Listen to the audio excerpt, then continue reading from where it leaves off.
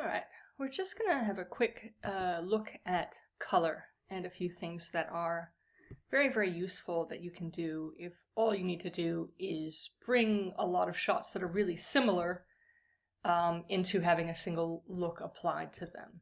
So when you say want to have a lot of shots that have the same look applied to them, one of the easiest ways to manage that is by using an adjustment layer. So you can make an adjustment layer in a bin by selecting a new item and adjustment layer. And it will ask you by default to match your project settings, but if you need it to be a different setting, of course, you can make it a different setting. It gets edited into the timeline in the same way as any other particular piece of media might. So I'm just going to put it on, and once it's there, I can extend it to be however long I need it to be. And then once that's ready, if I'm in my color workspace and I just want to make some basic corrections, say for instance I want to warm things up or change their saturation a little bit. I'm not hugely a fan of tints, but you know, why not? And say I want to change exposure a little and then give some contrast, whatever it is that I want to do. If my shots are all very similar, or most of my shots are similar, I can apply this and it will affect all of the shots involved. If you're not sure about whether or not it's doing what it's supposed to do, you can always turn that track off and take a look for yourself. So this is one of the things that you can do when you have a situation where almost all of your shots are evenly shot and would stand up well to a single grade. If, say, for instance, you've got one oddball out that doesn't make sense in that grade, but it would make sense side by side with the things you just did, well, then there you go.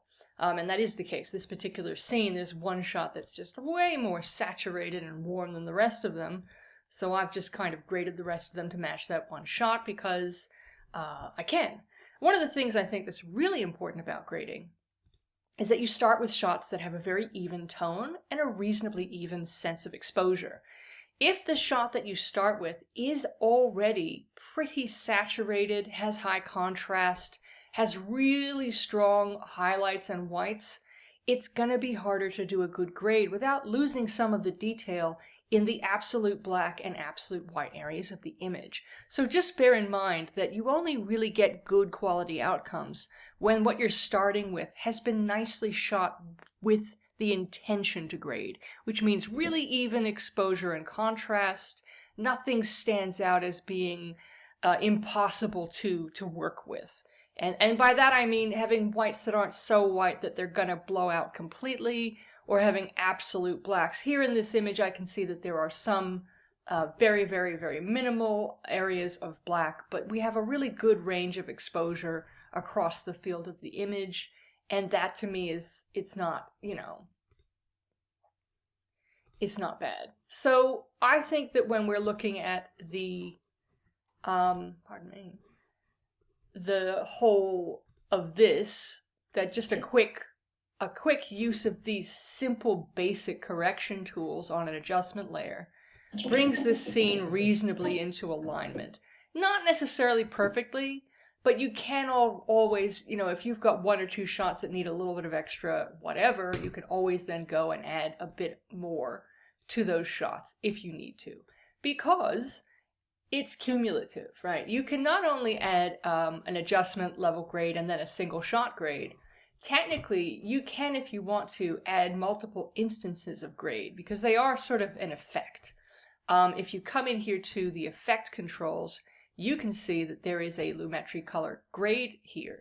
If for some reason, and I don't necessarily know why you would want to, you can add multiple instances of this effect because it's seen here as an effect that's applied in a layer. And this is hierarchical. So motion comes first, then opacity, then your time remapping if it's necessary, and lumetri colors is on the bottom. So say for instance if I were to apply a matte, of course the matte comes first and then the color grade. It's fairly basic how this sort of thing works. If you've done something and you think it was a very foolish thing, you can always use this little icon wherever you see it to reset effects.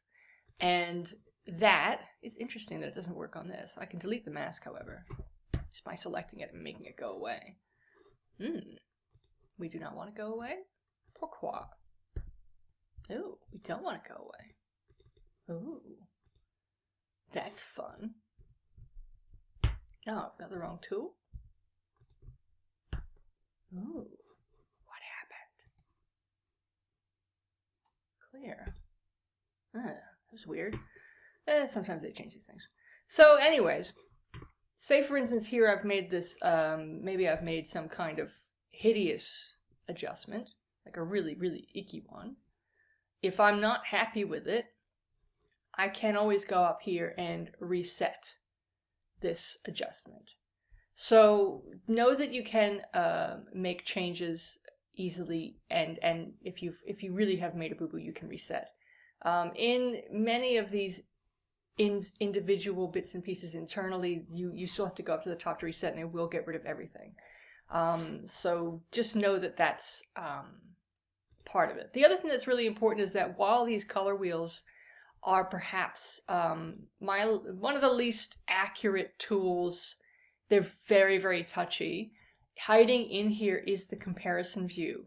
And the comparison view is really, really important because we can then go through the cut and pick a shot that we want to use to cross-grade everything. So if I'm going here and I'm going to be checking this shot, and I know that I'm working against this one shot that was heavily graded, and I'm thinking I've made an adjustment layer to get things close, but then I want to individually refine elements. It could be that what I really want to do is change this basic correction to be a little bit more saturated, to have a little bit more attention to contrast and saturation, to bring it a little bit closer. Or it could also mean that I need to, say, adjust elements such as, curves, which might sort of pull away at some of the brights, just to kind of get it closer. But you have to sort of decide what you think is going to be helpful, and different tools will do different things. So the good thing about the basic correction tool is that it gives you a sense of color temperature and saturation and all these basic elements that do allow you a really good opportunity to bring things closely into alignment. The other thing is that you'll notice is that in this particular mode, you can actually do a full reset without having to hit reset up here, which is quite lovely. There is an auto mode as well, which to me is kind of, I don't like doing auto anything, but you can tinker with it as you wish, right? Whatever makes you happy.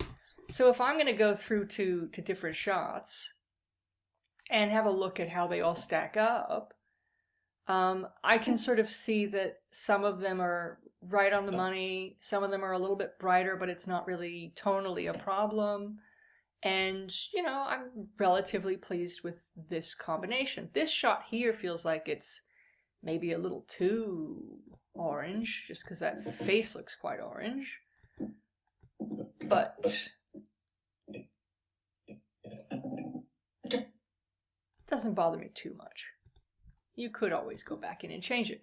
But for the sake of just showing you a couple of different things, what I'll do is I'll just scooch this away so that we're just looking at a raw shot and show you a couple of other bits. So in this basic correction area, there is also this input LUT, which is lookup table. And a lookup table is basically a set of parameters that creates a specific grade.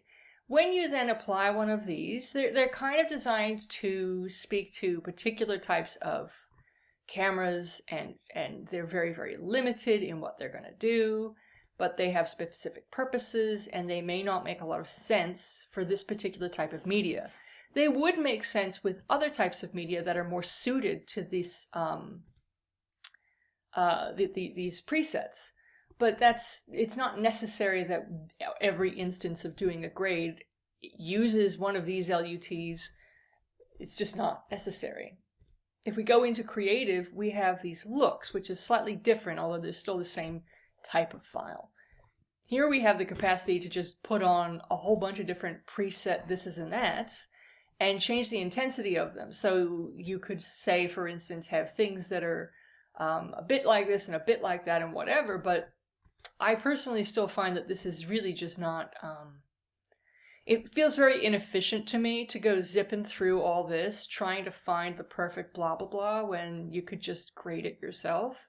I'm not a huge fan. It doesn't make me happy, but then again, you know, everybody's got their own choices to make, and you may find that exploring these is just kind of fun.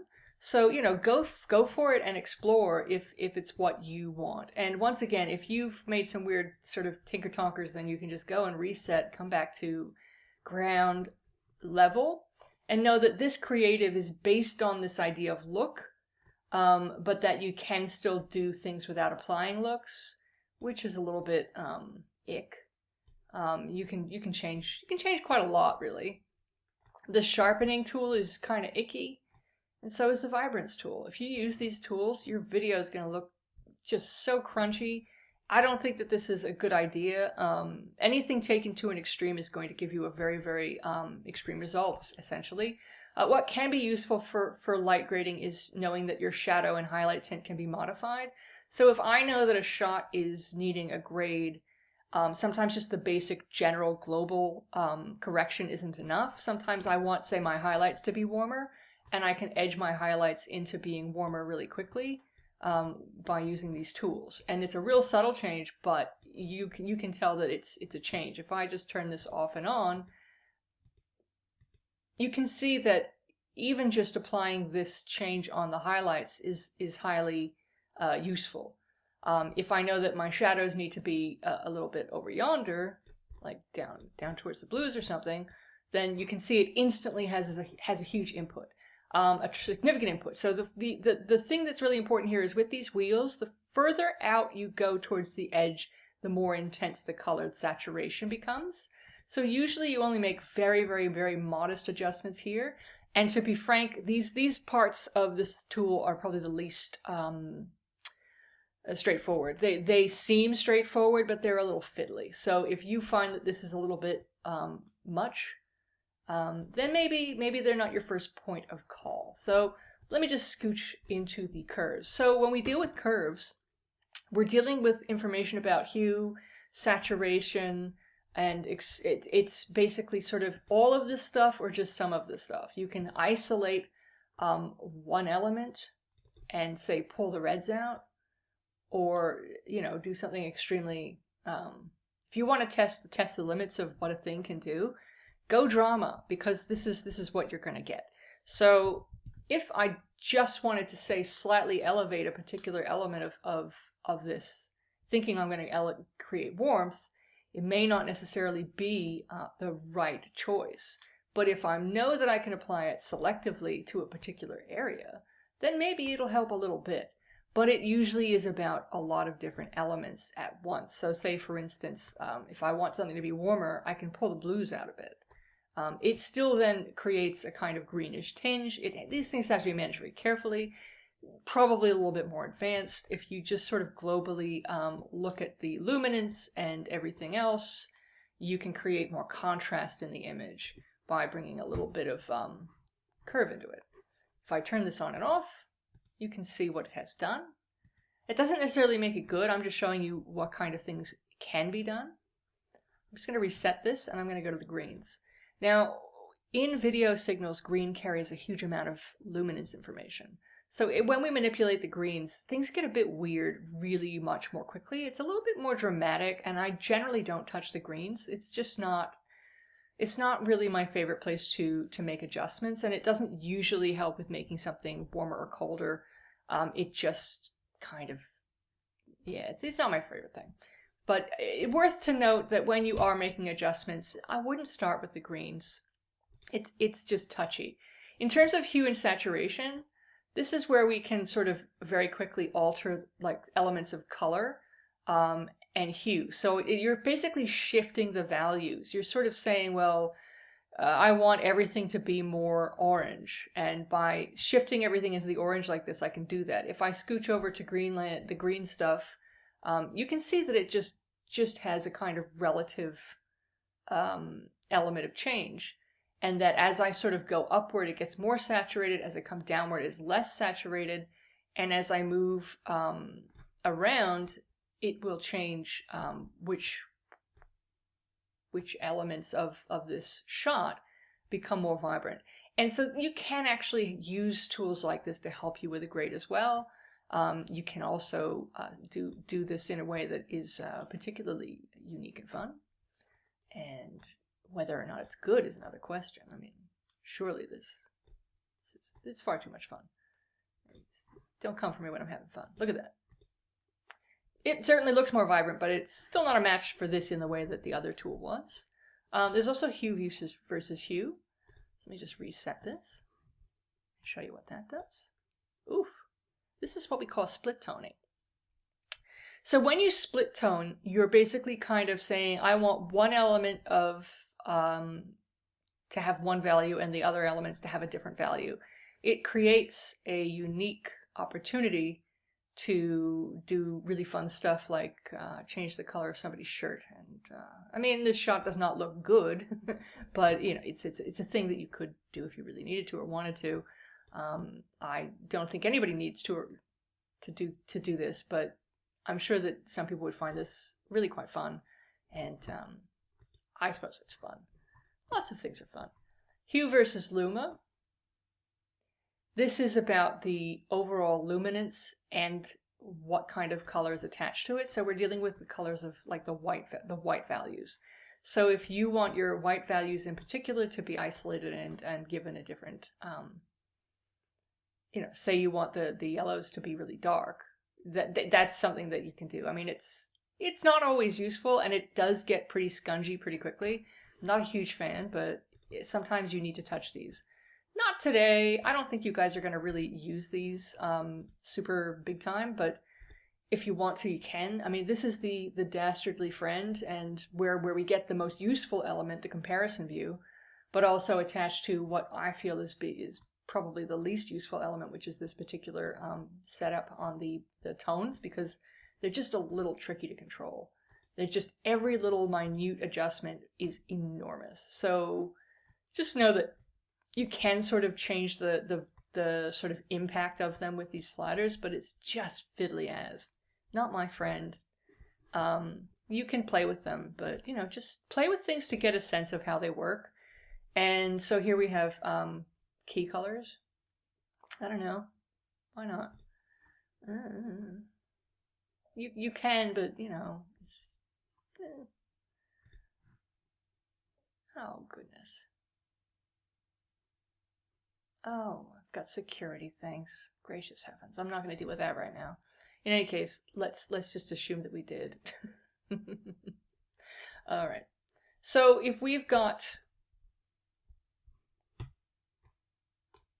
say for instance, anything going on here for keying, you can manage that, but I'm not going to do that right now because of that security stuff. A vignette. Why? Why not? Who's to say whether it's good or bad? Look at that. Just get right in there and then go back in and give it the film noir. Let's check that out again. There we go. Yeah. Hot diggity. So, I mean, you can sort of have fun with this as much as you know, I think it's, sometimes you just want to play and explore in a tool, and I think it's good to play and explore with this tool, but know that your project probably won't need a lot of grading. When you do have, say, an odd shot out where it just doesn't match everything else, you could always grade this back to match the other stuff.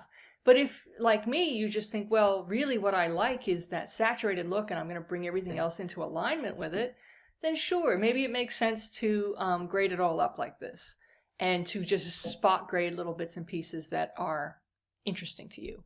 So we've sort of had a quick look at all these different bits and pieces here. Looks and lookup tables and all the color wheels and stuff.